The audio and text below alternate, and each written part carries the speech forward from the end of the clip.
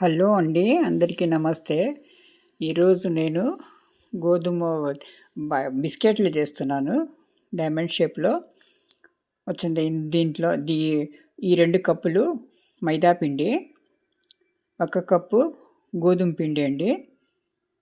అందులో కలుపుకోవాలి. 2 మిక్స్ చేస్తున్నాను నేను. పంచదార దీంట్లో 2 కప్పులు వేయాలన్నమాట. 3 కప్పులు వేసాం కాబట్టి 2 కప్పులు పంచదార వేస్తున్నాను. పంచదారని మెత్తగా గ్రైండ్ చేసి 2 కప్పులు వేసుకోవాలండి. నేను మాకు సరిపోయేంత స్వీట్ వేసుకుంటున్నాను. మీకు ఇష్టమైతే ఇంకొక హాఫ్ కప్పు మీరు ఎక్స్ట్రా వేసుకోవచ్చు. ఎక్కువ స్వీట్ ఇష్టపడేవాళ్ళు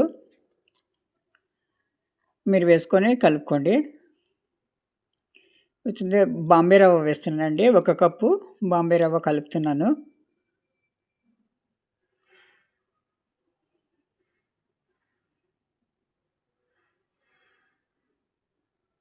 ఇలాచి పొడి వేస్తున్నానండి.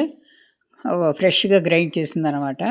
ఇలాచి పొడి వేసి మొత్తము చిటికెడు ఉప్పు వేసుకొని మొత్తము పూర్తిగా పిండి మొత్తం కలిపేట్టుగా బాగా కలిసేట్టు కలుపుకోవాలండి. పిండి బాగా కలపాలన్నమాట.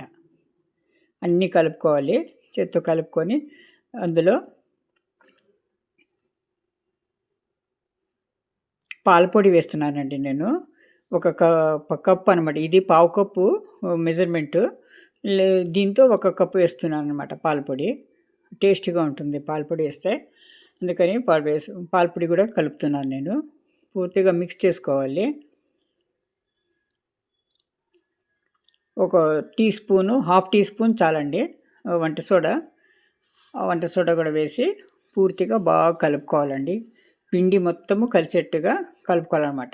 లేకపోతే ఒకవైపు ఉప్పు ఒకవైపు చప్పగా అలా ఉంటుంది. పూర్తి పిండి మొత్తము బాగా కలిసేట్టు కలుపుకోవాలి. ఇప్పుడు నెయ్యి 1 కప్పు వేసుకుంటున్నానండి. 1 కప్పు నెయ్యి వేడి చేసి వేస్తున్నాను అనమాట. వెన్న ఉదయమే చేశానండి. కరిగించేసాను నెయ్యి. వెన్న వేసుకుంటే ఇంకా మంచిదే. బటర్ బిస్కెట్ లాగా వస్తాయి. కాకపోతే నేను ఉదయం చేసేసాను, కరిగించాను అనమాట. నెయ్యి చేసేసాను కాబట్టి అదే నెయ్యి వేసుకుంటున్నాను. ఫ్రెష్ నెయ్యి అనమాట ఇది. ఇప్పుడు నెయ్యి వేడిగా ఉంటుంది కాబట్టి చేతులు పెట్టకూడదు, కాలిపోతుంది. అందుకని ముందు స్పాటులాతో బాగా కలుపుకొని కొద్దిగా చల్లారిన తర్వాత మనము చేతితో కలుపుకోవాలండి పూర్తిగా. ఎందుకంటే ఈ స్పాటులతో అంత బాగా కలపడము రాదనమాట. మనం చేతితో కలిపితేనే మొత్తం పిండి మొత్తం అన్ని వైపులా సమంగా కలుపుతుంది. దానికి పిండి కలుస్తుంది.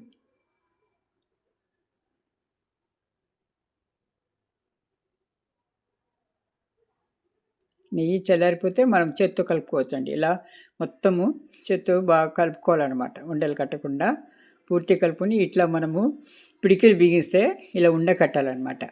ఇలా రావాలి. ఇలా వస్తే పిండి కరెక్ట్గా కలిసినట్టు అర్థం అన్నమాట. అది పూర్తిగా కలుపుకోవాలండి ఇలా. ఎందుకంటే పాలపొడి మనము బాంబే రవ్వ వేసాం కదా, అవంతా ఒక పక్క చూడండి ఇలా పిడికిలు వచ్చేస్తే ఇలా వస్తుందన్నమాట. లడ్డులా వస్తుంది అది. దాన్ని ఇలా చేసుకుంటే పిండి కరెక్ట్గా కలిసినట్టు చక్కగా వస్తాయి బిస్కెట్స్ అయితే.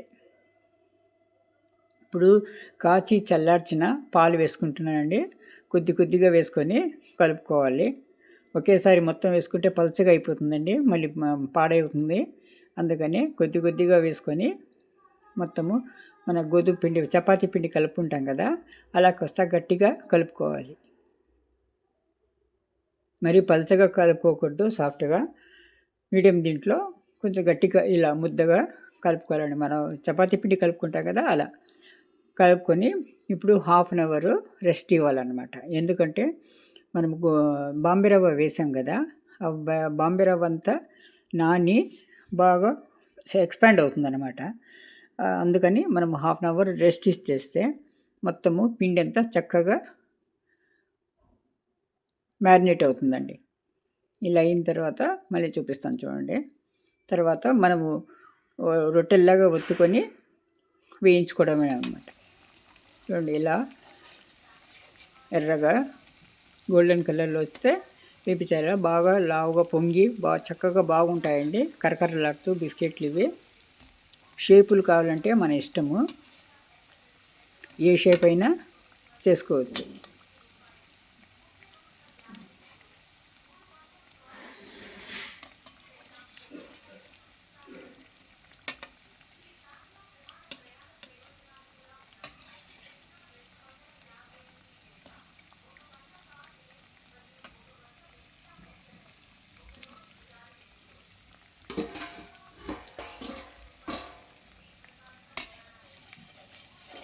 చూడండి ఏ షేప్ అయినా మనం చూసుకొని ఇలా అన్నీ వేయించుకొని గోల్డెన్ కలర్ వచ్చేట్టుగా వేయించుకోవాలి. బిస్కెట్స్ చాలా టేస్టీగా ఉంటాయండి ఇవన్నీ.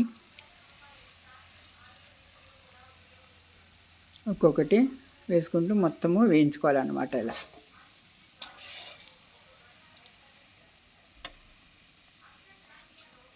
ఇలా గోల్డెన్ కలర్ రావాలండి. మీడియం ఫ్లేమ్లో పెట్టి వేయించుకోండి, మరి ఎక్కువ వంట పెట్టకండి, పెట్టేస్తే అది కాలిపోతాయి. అందుకని ఎక్కువ వేగిపోతుంది. మనం మీడియం దీంట్లో పెట్టి వేయించుకోవాలన్నమాట. ఈ నెల రోజుల వరకు కూడా చాలా బాగుంటుందండి. ఎయిర్ టైట్ కంటైనర్లో పెట్టుకోవాలి. ఇలా చూడండి, చపాతీ ఈ మందంతో, ఒక అంగుళం మందంతో మనం ఒత్తుకోవాలన్నమాట. ఒత్తుకొని మనము డైమండ్ షేప్ మనకు నచ్చిన షేపులో కోసుకోవచ్చు. డైమండ్ షేప్ కానీ, రౌండ్ షేప్ కానీ, స్క్వేర్ షేప్ కానీ. నేను డైమండ్ షేప్లో కోస్తున్నాను.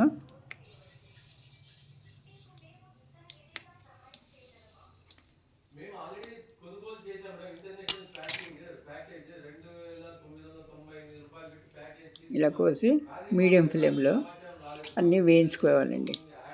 నెమ్మదిగా ఒక్కొక్కటి అని చెప్పి ఇలా కట్ చేసుకోవాలి. హై ఫ్లేమ్ పెట్టకూడదండి, మరి లో ఫ్లేమ్ కూడా వద్దు. మీడియం ఫ్లేమ్లో పెడితే సరిగ్గా వేగుతుంది అన్నమాట, ఒక ఈవెన్గా వేగుతుంది అన్నమాట. లేకపోతే ఒకటి మాడిపోతాయి, బాగోదు, టేస్ట్ పాడవుతుంది అన్నమాట. ఇలా ఒక్కొక్కటి అన్నీ వేయించుకోవాలండి.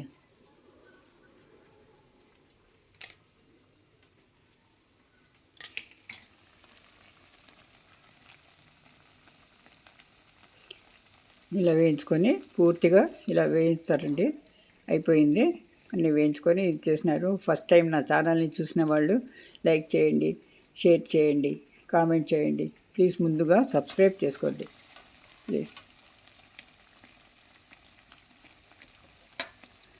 మీరు ఒకసారి చూసి బాగుంది అనిపిస్తే మీ ఫ్రెండ్స్ కానీ రిలేటివ్స్ కానీ షేర్ చేయండి.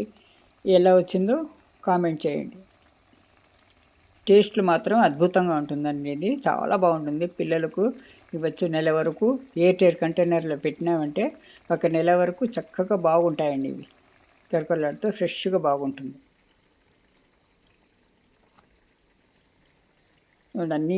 అన్నీ మొత్తము ఇలా వేయించి పెట్టుకోవాలండి. ఒకసారి చేసి పెట్టుకుంటే ఇప్పుడు క్రిస్మస్ హాలిడేస్ ఉంటాయి, పిల్లలకు ఇంట్లో ఉంటారు పిల్లలు. చేసి పెట్టండి. పిల్లలు బయట ఏవి తినకుండా మనం చేసి పెడితే ఇంట్లో ఆరోగ్యంగా ఆనందంగా తింటారండి పిల్లలు. చక్కగా పిల్లలకు ఇవ్వచ్చు అన్నమాట. థ్యాంక్ యూ ఫర్ వాచింగ్ అండి. Thank you.